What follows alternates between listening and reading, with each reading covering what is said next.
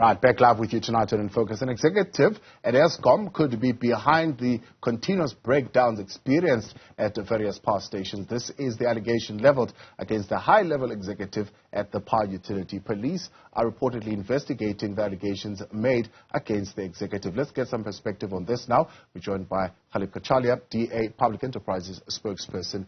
Good to have you, Mr. Cachalia, and thank you very much for your time. Disturbing reporting that we are seeing particularly this past weekend, that there is a cleared, at high level, executive at Eskom recruiting and opting in engineers to carry out these blackouts. What's your reaction?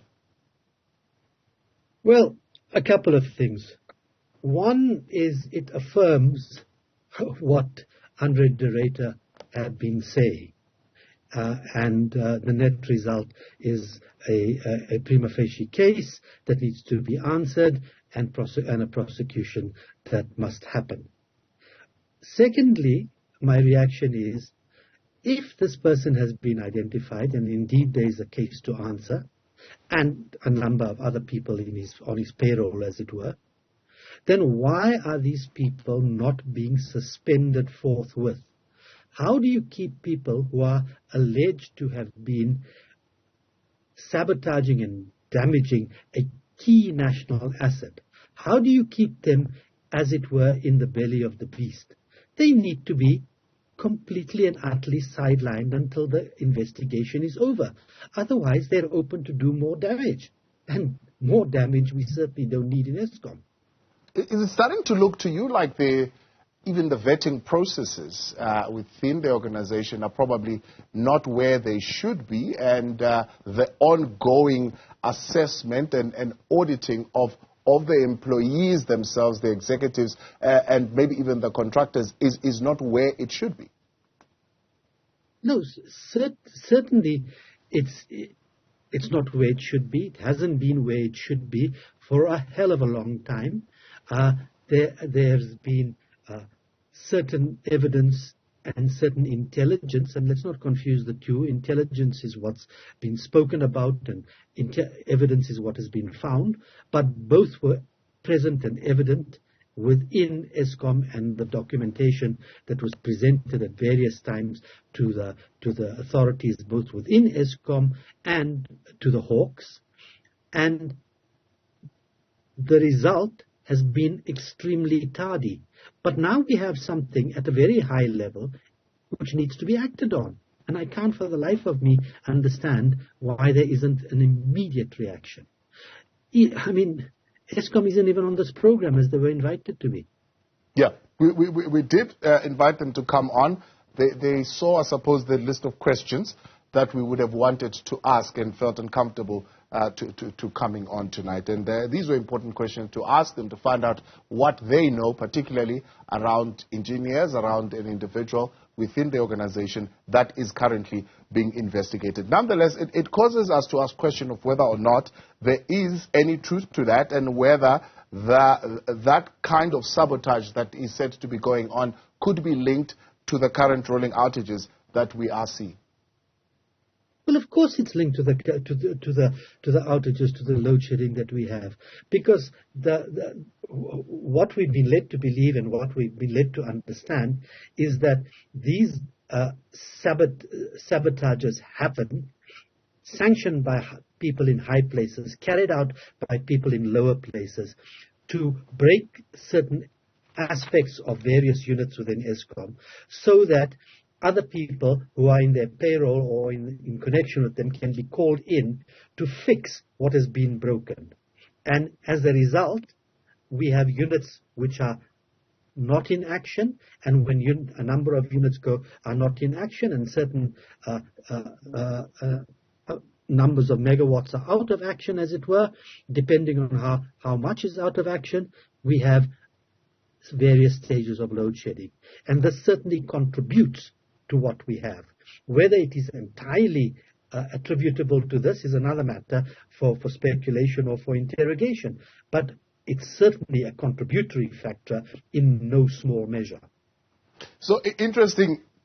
They were interested in issuing a statement on this Monday, and in their statement, which is why we called them, they said, would like to confirm that Eskom is amenable to respond to any questions on these serious allegations. 1, Eskom takes these sabotage allegations seriously. 2, and will allow the law to take its course. And Eskom is committed to rooting out corruption and sabotage within its ranks, and will fully cooperate with law enforcement to ensure the most effective coordinated response to any crime related at Eskom operations. To me, it sounds like these are just statements. These are words that I suppose communicators will put together, but there is no real meaningful commitment to want to actually deal with this.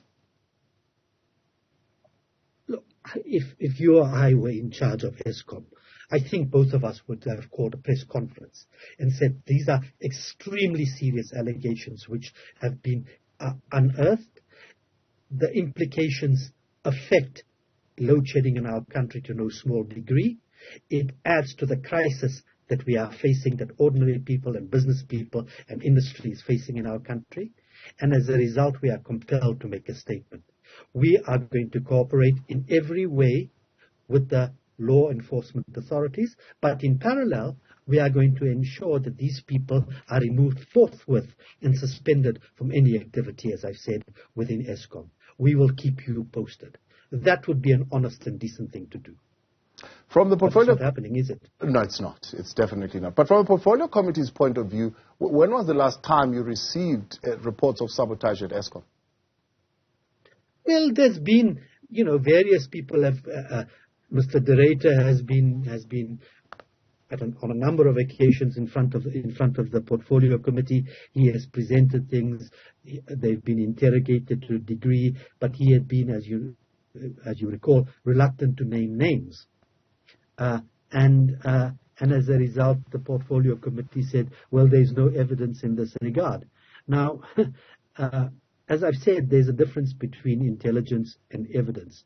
But if the intelligence is so overwhelming, and there is evidence which has been presented to both Eskom and the Hawks and the political superiors, and it's not been acted on until now, then one wants to understand why. Because surely it needs to be in the nation's interest to act on it. Yeah.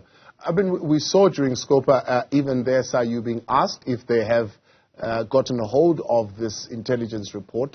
The Hawks were asked as well, and the police themselves were asked, and even the advisor, intelligence advisor to the president, was asked if they've gotten hold of this intelligence report. The answer at the time was no, they haven't. We are now learning that some of those organs could possibly have gotten their hands on that intelligence report. Yourselves, as the Portfolio Committee on Public Enterprises, have you sought to get a hold of that report? Well, we've asked all sorts of questions. We've asked can various things be made public, but in the scheme of things in the Portfolio Committee, very little is made public. We get presentations, certainly, PowerPoint presentations which will actually kill you if you watch all of them.